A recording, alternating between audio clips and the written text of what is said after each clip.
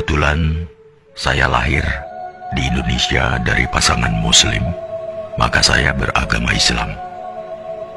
Seandainya saja saya lahir di Swedia atau Israel dari keluarga Kristen atau Yahudi, apakah ada jaminan bahwa hari ini saya memeluk Islam sebagai agama saya? Tidak. Saya tidak bisa memilih dari mana saya akan lahir dan di mana saya akan tinggal setelah dilahirkan. Untungnya, saya belum pernah bersitegang dengan orang-orang berbeda-beda karena saya tahu bahwa mereka juga tidak bisa memilih apa yang akan mereka terima dari orang tua dan negara. Setelah beberapa menit kita lahir, lingkungan menentukan agama, ras, suku, dan kebangsaan kita. Setelah itu, membela sampai mati segala hal yang bahkan tidak pernah kita putuskan sendiri. Sejak masih bayi, saya didoktrin bahwa Islam adalah satu-satunya agama yang benar. Saya mengasihani mereka yang bukan Muslim, karena mereka kafir dan matinya masuk neraka. Ternyata, teman saya yang Kristen juga punya anggapan yang sama terhadap agamanya. Mereka mengasihani orang yang tidak mengimani Yesus sebagai Tuhan, karena orang-orang ini akan masuk neraka. Begitulah ajaran agama mereka berkata. Maka, bayangkan jika kita tidak henti menarik satu sama lainnya agar berpindah agama. Bayangkan jika masing-masing umat agama tidak henti saling beradu superioritas seperti itu. Padahal tak akan ada titik temu. Jalaluddin Rumi mengatakan, kebenaran adalah selembar cermin di tangan Tuhan. Jatuh dan pecah berkeping-keping. Setiap orang memungut kepingan itu, memperhatikannya, lalu berpikir telah memiliki kebenaran secara utuh. Salah satu karakteristik umat beragama memang saling mengklaim kebenaran agamanya. Mereka juga tidak butuh pembuktian, namanya saja iman. Manusia memang berhak menyampaikan ayat-ayat Tuhan, tapi jangan sesekali coba menjadi Tuhan. Tidak usah melabeli orang masuk surga atau neraka, karena kita pun masih menghamba.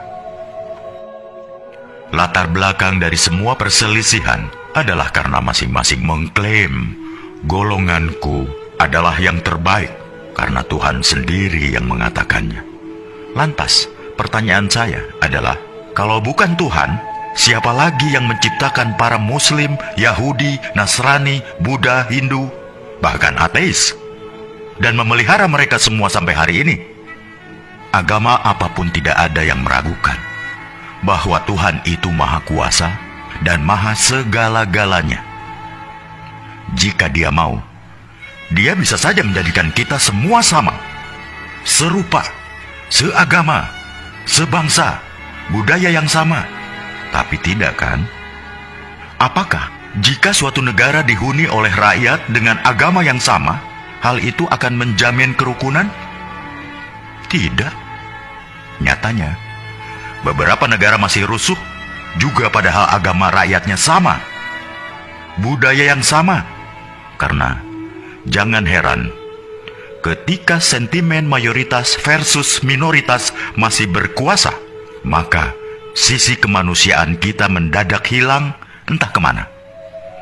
Bayangkan juga seandainya masing-masing agama menuntut agar kitab sucinya digunakan sebagai dasar negara, maka tinggal tunggu saja kehancuran Indonesia kita. Karena itulah yang digunakan negara dan mengambil kebijakan dalam bidang politik, hukum, atau kemanusiaan bukanlah Al-Quran, Injil, Tripitaka, Weda, atau kitab suci sebuah agama, melainkan Pancasila, Undang-Undang Dasar 45, dan semboyan Bhinneka Tunggal Ika. Dalam perspektif Pancasila, setiap pemeluk agama bebas meyakini dan menjalankan ajaran agamanya. Tapi mereka tidak berhak memaksakan sudut pandang dan ajaran agamanya untuk ditempatkan sebagai tolok ukur penilaian terhadap pemeluk agama lain. Hanya karena merasa paling benar. Misalnya umat agama A tidak berhak mengintervensi kebijakan suatu negara yang terdiri dari bermacam-macam keyakinan. Suatu hari di masa depan, kita akan menceritakan pada anak cucu kita betapa negara ini nyaris tercerai-berai bukan karena bom, senjata, peluru, atau rudal, tapi karena orang-orangnya saling mengunggulkan, bahkan meributkan di media sosial. Ketika negara lain sudah pergi ke bulan atau merancang teknologi yang memajukan peradaban, kita masih sibuk meributkan soal beragama. Kita tidak harus berpikir sama, tapi marilah kita sama-sama berpikir. Apakah kita sesama anak bangsa terus-terusan bertikai? Bila renungan tentang hal ini baik, tolong sebarkan ke saudara, teman-teman, grup, atau siapa saja yang masih ingin kedamaian di bumi pertiwi di Indonesia yang kita cintai ini.